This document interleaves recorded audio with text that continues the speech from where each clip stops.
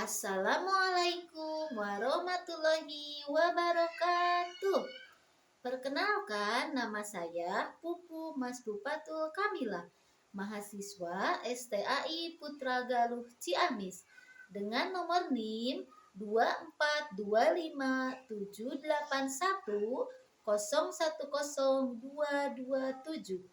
Program Studi Pendidikan Islam Anak Usia Dini semester 4. Pada kesempatan kali ini, saya akan mempresentasikan hasil observasi perkembangan sosio-emosional anak usia dini yang telah saya lakukan untuk memenuhi tugas ujian akhir semester mata kuliah sosio-emosional usia dini dengan dosen pengampu Ibu Retni Retnasari SPSI MA.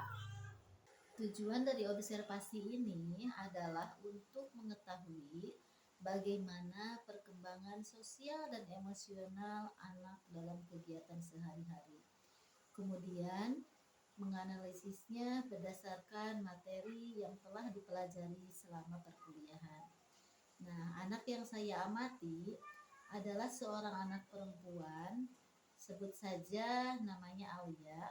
Itu adalah nama samaran ya, karena untuk menjaga privasi. Sebelum melakukan observasi, saya juga sudah meminta izin kepada orang tua Alia, dan Alia ini seorang anak berusia 5 tahun, dan pengamatan itu dilakukan di rumah selama kurang lebih 50 menit. Karena seharusnya observasi itu dilakukan minimal 2 kali, bahkan sampai 3 kali. Tapi pada kali ini saya hanya melakukannya 1 kali saja, tapi dengan beberapa kegiatan yang saya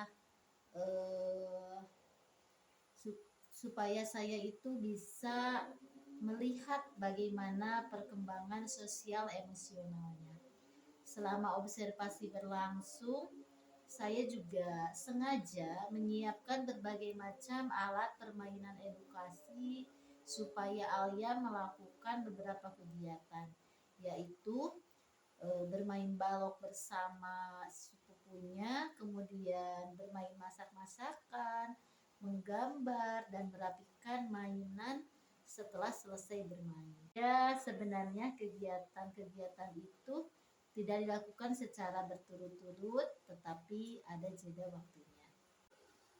Berdasarkan hasil pengamatan saya, Alia itu terlihat sebagai anak yang aktif, ceria, dan mudah berinteraksi dengan orang lain. Sejak awal kegiatan, Alia menunjukkan inisiatif dengan mengajak sepupunya bermain balok. Kemudian mereka sepakat membuat sebuah rumah dan mulai membagi tugas. Nah, Alia menyusun bagian dinding rumah, sedangkan sepupunya membuat pagar.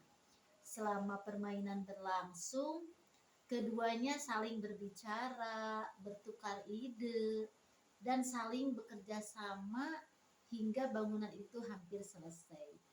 Menurut saya, perilaku tersebut menunjukkan bahwa Alia itu sudah memiliki kemampuan sosial yang cukup baik.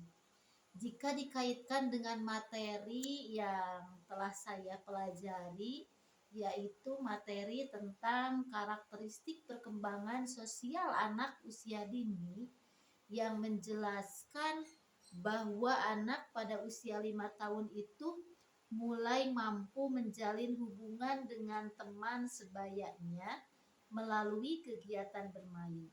Nah, selain itu, apabila dikaitkan dengan materi tahapan bermain pada anak usia dini, juga Alia menunjukkan bahwa permainan yang dilakukan oleh Alia itu sudah berada pada tahap cooperative play.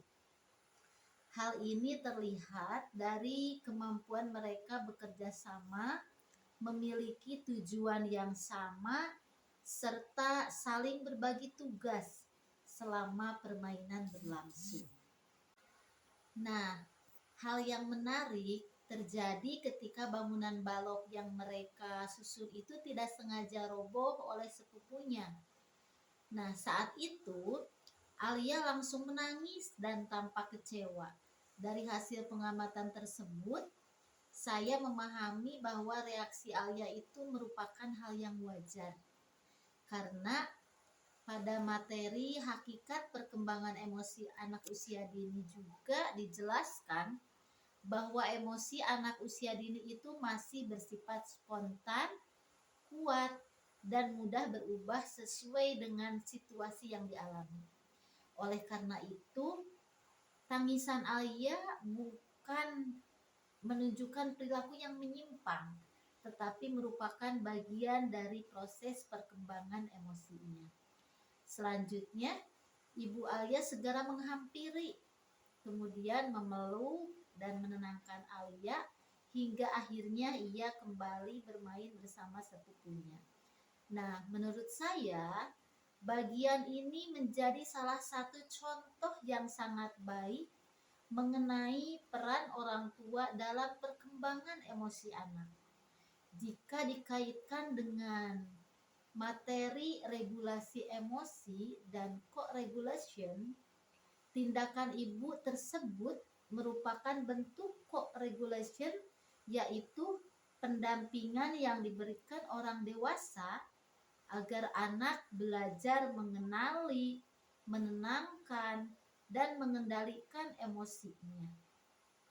Dari pengamatan ini, saya semakin memahami bahwa anak usia dini itu belum mampu sepenuhnya mengelola emosinya dengan dirinya sendiri, sehingga ia itu masih membutuhkan bantuan dari orang tua ataupun dari guru. Setelah bermain balok, saya sengaja memberikan Alia itu alat masak-masakan. Nah, kemudian Alia mengajak sepupunya bermain masak-masakan. Kemudian mereka pun membagi peran sebagai penjual dan pembeli. Selama permainan berlangsung, Alia mampu mengikuti aturan permainan itu dan bergantian menggunakan alat serta berkomunikasi dengan baik. Namun, ketika boneka favorit Alia digunakan oleh sepupunya tanpa izin dari Alia langsung mengambil kembali boneka tersebut. Nah, menurut saya perilaku tersebut juga masih sesuai dengan tahap perkembangan anak.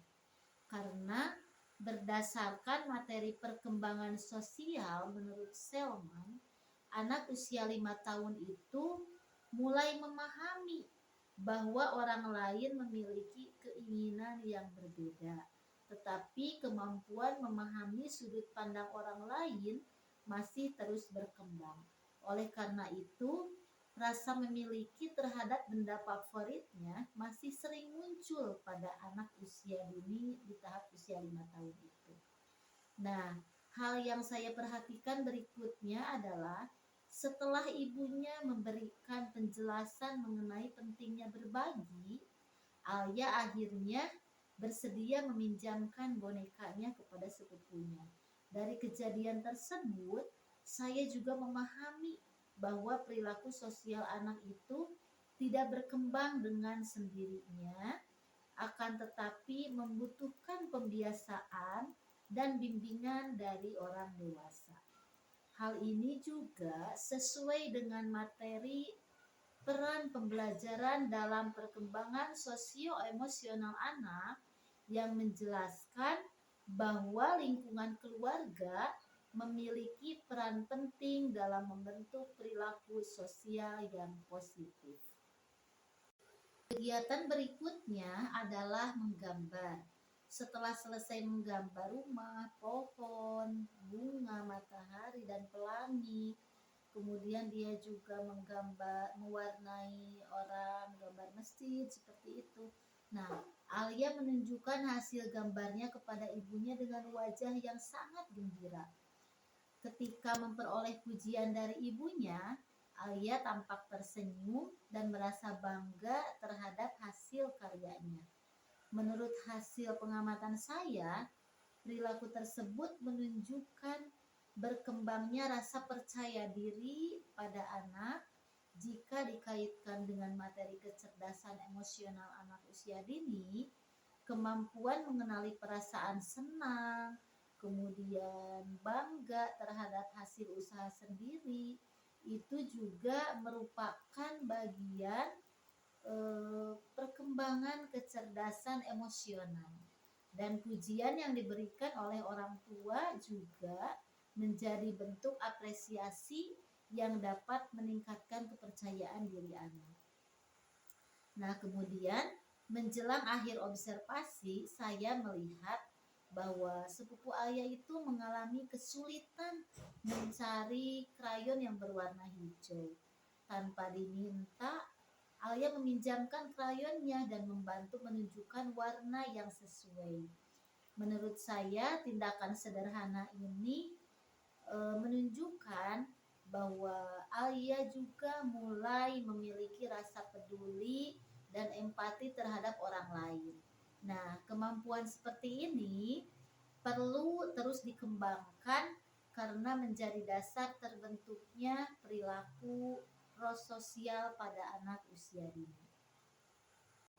Berdasarkan hasil observasi yang telah saya lakukan, saya menyimpulkan bahwa perkembangan sosio-emosional Alia telah berkembang sesuai dengan tahap usianya. Alia mampu menjalin hubungan sosial yang baik dengan teman sebayanya, bekerja sama dalam permainan, kemudian mengungkapkan berbagai emosi yang dirasakan, serta mulai menunjukkan sikap peduli terhadap orang lain. Walaupun demikian, Alia masih tetap membutuhkan pendampingan dari orang dewasa dalam mengelola rasa kecewa, kemudian belajar berbagi terhadap benda yang disukainya. Nah, oleh karena itu, stimulasi yang dapat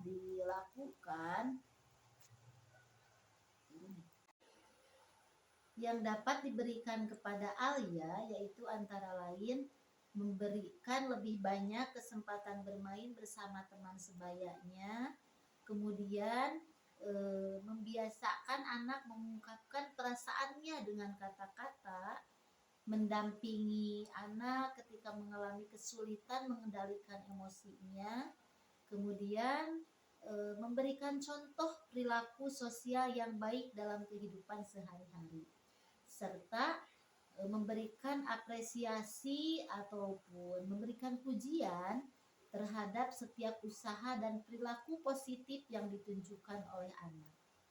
Dari kegiatan observasi ini, saya memperoleh pemahaman bahwa perkembangan sosio-emosional anak itu tidak hanya dipengaruhi oleh faktor usia, tetapi juga dipengaruhi oleh pola asuh, pengalaman belajar, dan lingkungan tempat anak tumbuh. Oleh karena itu, kerjasama antara orang tua, guru, itu sangat diperlukan agar perkembangan dan emosional anak itu dapat berkembang secara optimal. Nah, demikian presentasi hasil observasi yang dapat saya sampaikan. Semoga bisa bermanfaat bagi siapa saja yang mendengarnya. Wassalamualaikum warahmatullahi wabarakatuh.